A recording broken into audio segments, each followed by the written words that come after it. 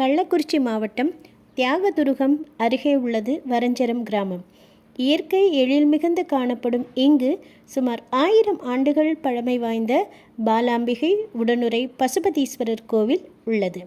திரேதா யுகத்துடன் தொடர்புடைய இக்கோவிலுக்கு தமிழ்நாட்டில் வேறு எந்த கோவிலிலும் இல்லாத தனிச்சிறப்பு உள்ளது.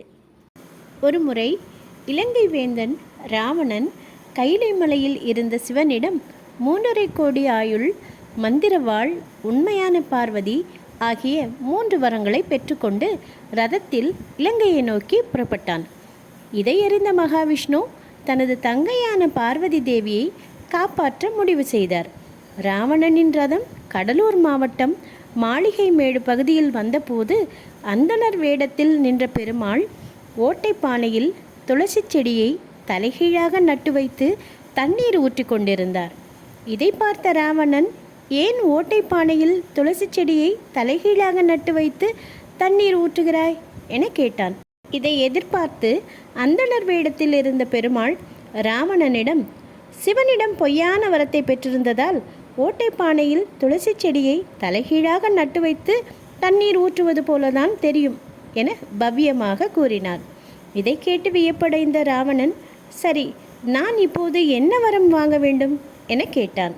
அதற்கு அந்தணர் வடிவில் இருந்த மகாவிஷ்ணு 3.5 கோடி ஆயுளுக்கு பதிலாக 1 கோடி ஆயுள், உண்மையான மந்திரவாளுக்கு பதிலாக மாய மந்திரவாள், உண்மையான பார்வதிக்கு பதிலாக மாய பார்வதி ஆகியவற்றை சிவனிடம் வரமாக வாங்கி வர வேண்டும் என அந்தணர் கூறினார். இதையடுத்து ராவணன் அங்கிருந்து மீண்டும் கைலை நோக்கி புறப்பட்டான். இத்தலம் அருகே வந்தபோது அவனுக்கு பெருமாள் தண்ணீர் தாகத்தை ஏற்படுத்தினார். இதனால் ரதத்தில் இருந்து இறங்கிய ராவணன் தண்ணீர் இருக்கும் இடத்தை தேடி சென்றான்.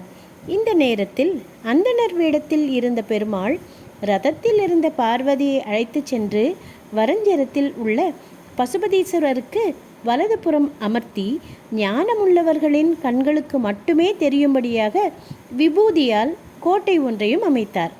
அப்போது ரதத்தில் இருந்து இறங்கி சென்ற பார்வதி தேவியின் கால் தடம் ராவணனுக்கு தெரியாமல் இருப்பதற்காக பெருமாள் தனது கால் பாதத்தை குதிரையின் பாதமாக மாற்றி பார்வதி தேவியின் கால் தடம் இருந்த இடத்திலெல்லாம் தனது குதிரை பாதத்தை பதித்து விட்டார்.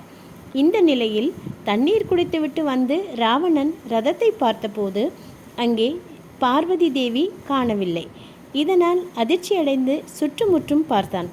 பின்னர் அங்கிருந்த பசுபதீஸ்வரரிடம் சென்று 3.5 கோடி ஆயுளுக்கு பதிலாக 1 கோடி ஆயுள், உண்மையான மந்திர வாளுக்கு பதிலாக மாய மந்திர வாழ், உண்மையான பார்வதிக்கு பதிலாக மாய பார்வதி ஆகியவற்றை வரமாக பெற்றுக்கொண்டு அந்தணர் இருக்கும் இடத்திற்கு சென்றான்.